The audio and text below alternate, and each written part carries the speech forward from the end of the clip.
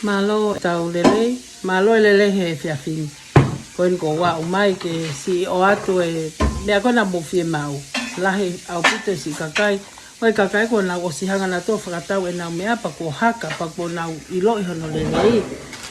Ka koe kakai nau si kei eke mai pe e ku mau mei fe. Ai vai koe ni. Ko talatu mo o peke he pale koe kau si aina. O ave kia e ai uhingoa, pat ko ente watu ai koe vai e, so mai koe moi ngā lo e. He, tau ilo i tonga moi ngā lo, koe moi ngā lo e, o ko ai fo i ha inga moi ngā lo e hua. He, pia koia, pa koe fo i alo e. Ai koe alo e, va alo e, ko ai pea e au, nei toma ko antike taha, ka nau hanga pea tāna ke ua, ko ngā ke lahi pea, ai pau hanga lewa ai fo i alo e ua. I he, pia koe aia pa moe, ai o ku, nau aia e fo i alo e ua, pe he, he? Pia o si koe ia, koe ango e. Ai o ko ai fo i ango pe he, wha, pe kete wha fo i ango. Pia koe kāriki, o ko ala ko mai kāriki koe. He, o mai fo i pa kete ai wha, ngā whaingofua ko osi, he, o mai pe koe ia ko osi, whaingofua, ai koe fo i pekete whahe, pia koe sinsa le vai, o ko o mai lewa fo i pekete wha e sinsa. Ai pa ko le mani, o ko hanga ai fo i le mani wha, o tong i pe o haka whakataha mo nau tolo, pia koe cinnamon stick, he? Koe te alo pekita eke ke kausia ina ai cinnamon stick koe pa koe ha, o ku te eke pekita nau pina to o mai uktu peha nau ve matapa, ai koe cinnamon ni he. He pako o mai lewa e au, mausi o mai ki he. Mausi o mai ki he. O mai lewa ui e kāriki. O ko hanga lewa ui a au whakataha i mo e. Whakataha e kāriki. Hange ko koe ango ko e sinsa. He ko hanga whakataha. O hanga ki i plena i he ko ki i mea smooth koini. Smooth koini. O. Hanga pau ki. Plena i pehe. He.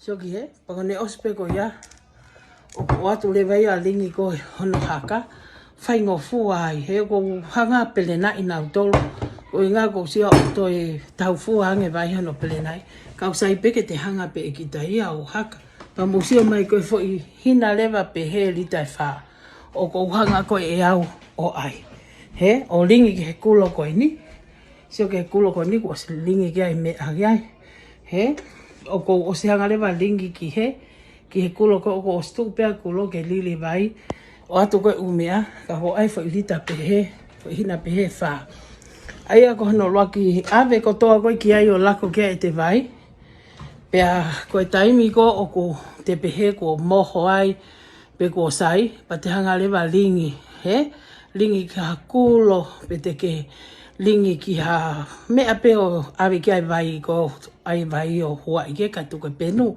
Pea kou toi o atu pea mo fo i hina pe ia he tolu ki he wha. O toi lingi hi fo pe ai pe tu ai pe koha fo hina tolu. He toi haka pake hanga pe o heu he o mea.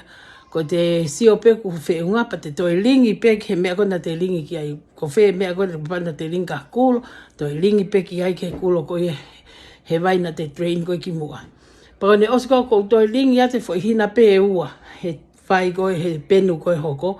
Pako ne ospe koe pau whakataha i pena tolu o sai ai pia ke te inu. Te inu hakita koe vai koe ni o ku fu o ku ifo. He? O te ike winua ha vai pehe o ifo hange koe vai koe ni. He?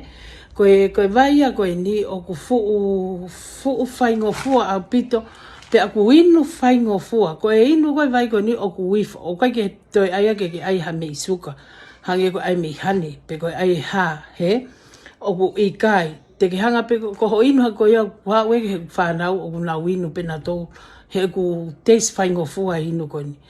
Ko taratu ka mau tolu, neongo pe io hinu ka pau te wholo pe kita te whaiakau o sai pe ke te wholo te whaiakau ka ku tō koni e nia kia te au he alo a nea whi nai fuato suka, fuato toto maalunga. O ke toi asia o no molo au pito hoku toto o ku ia moksuka. He? Pena e fie mau ke ta ofi e ku follow. Fia kau ka masio ange mo to ke ta ki he next week. Pe ko hae mea hoko ki he e ku hoku toto mo hoku mo toto malunga mo suka. Aia ka kohono mo ni o ko fia ke usea atu ka mautolo. Ko tala atu ka mautolo. Ko taimi ko na kuinu ai pauongo i o ko mo ui, pauongo i o ko fie malie, na aku loto lewa ke wahe. Pa ko fie mau ke sea he taha kotoa lahi au pito kakai ko nau inbox mai, ko nau sita messenger mai, o whakamalo mai ke vai koe ni. He? Pa ko kai ke ulau ia pena e ha, pena e sai o wahatai pe sai ki ai pe kai. Ka ko talat ka mautolo ke mawinu. Mawinu e vai koe ni. He ku neongo pe tau tolu ka ku tauanga pe tato i tonga he tau vai tonga. He? Neongo pe si o mai fu i a kau ka ko taimu tau winu e tau vai tonga. He o tau mo ui lelei pe ai. Ka kono mo ni lau e whainga ni. Mo walo pe ko mauto, mo wine vai pa mo woko mauto ke ta, folo pe mo tau mo fia kau. Pea mo woko mauto ke ta o sivi, he hanga pe tok ta i loi ai whai kehe. He ka koe mea koe ko si atu hena e lahe si kakai, o kuna tala mai ke si se ange pe ku mau mei fe, pe ku ha, mau pe me whale kau se aina. He, ka koe mantu o toi mau pe i tonga, he mau pe ango i tonga, mau pe moe kariki ia, mau moe aloe, mau moe ngalo, moe le mani, o mau ka atoa mea kotoa, he?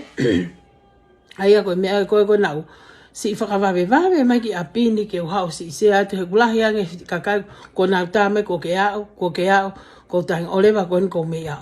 Pea neongo ai, mo si inu e vai ko talat ka motolo e toko ni ka tau te fito ke kautonga, koe ke fuulelei, ai mea whawhali maha ki, mo si inu mo tai ngai, he te mo sai mo tolu. He wahe mo e whakakai tokolahi ane po, ane uhu, ai lelei ko e vai, ko talatu, ka waha